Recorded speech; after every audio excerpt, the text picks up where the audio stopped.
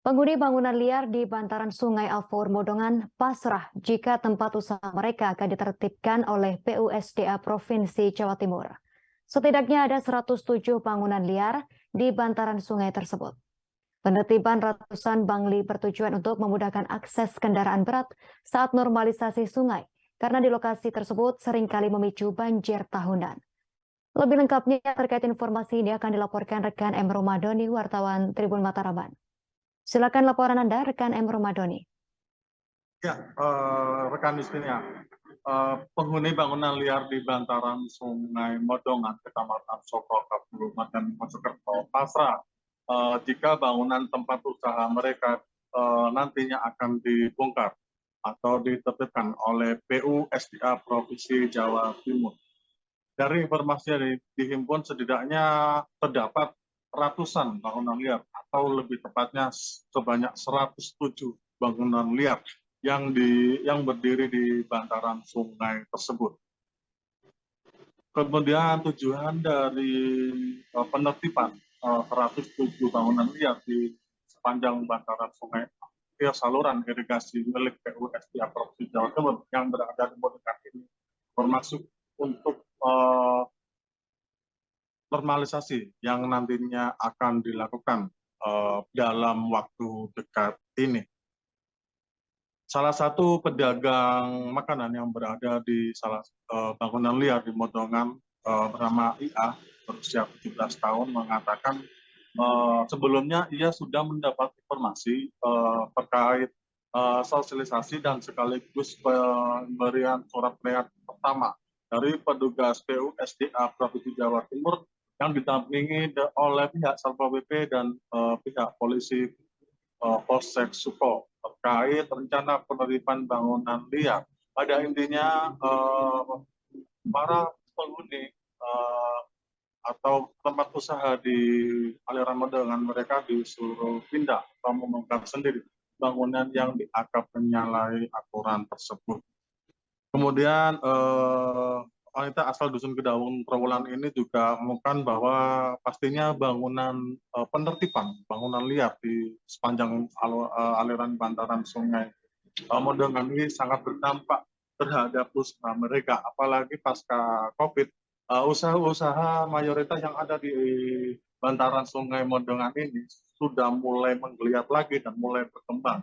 Apalagi di depan kawasan tersebut terdapat merupakan kawasan yang ramai, yang salah satunya adalah ada satu sekolah SMP, satu sekolah SD, dan puskesmas Mantu dan termasuk balai desa, sehingga kawasan tersebut sangat ramai mendatangkan pembeli.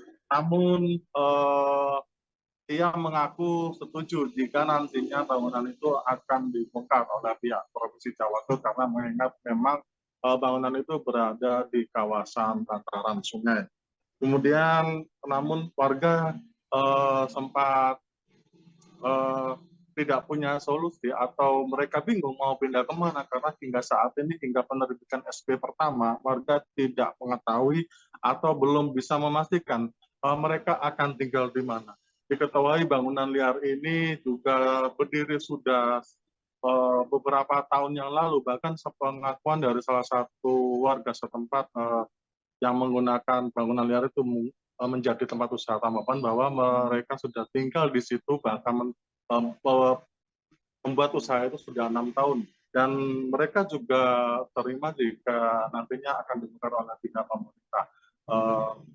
Kemudian dikonfirmasi terpisah, koordinator pengawas dan pengendalian bidang bina manfaat Dinas PUSDA Provinsi Jawa Timur, Ari Puji Astono, mengatakan pihaknya sudah berkoordinasi dengan pemerintah daerah dan POPP bahwa mereka sudah melakukan sosialisasi termasuk memberikan surat peringatan pertama.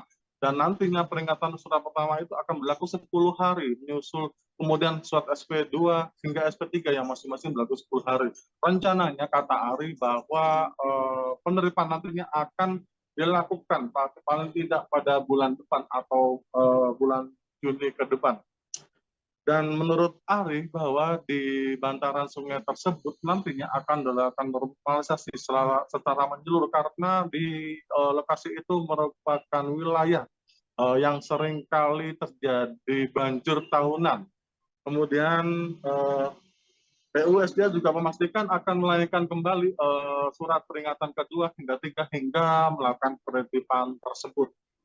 Kemudian di Konfirmasi Terpisah Kabid Penegakan Perundang-undangan daerah Satpol PP Kabupaten Mojokerto, Jenderal Hasan juga mengungkapkan bahwa pihaknya selaku pemangku daerah atau di wilayah Mojokerto hanya sebatas mendampingi PUSDA, dan nantinya pihaknya juga masih berkoordinasi atau menunggu atensi dari PUSDA sekaligus Satpol PP Provinsi Jawa Timur terkait rencana penertiban bangunan liar di Modengan.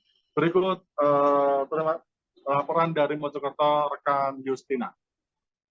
Baik, terima kasih atas laporan Anda, rekan Ember Ramadhani, wartawan Tribun Mataraman. Selamat bertugas kembali. Terima kasih sudah nonton. Jangan lupa like, subscribe, dan share ya.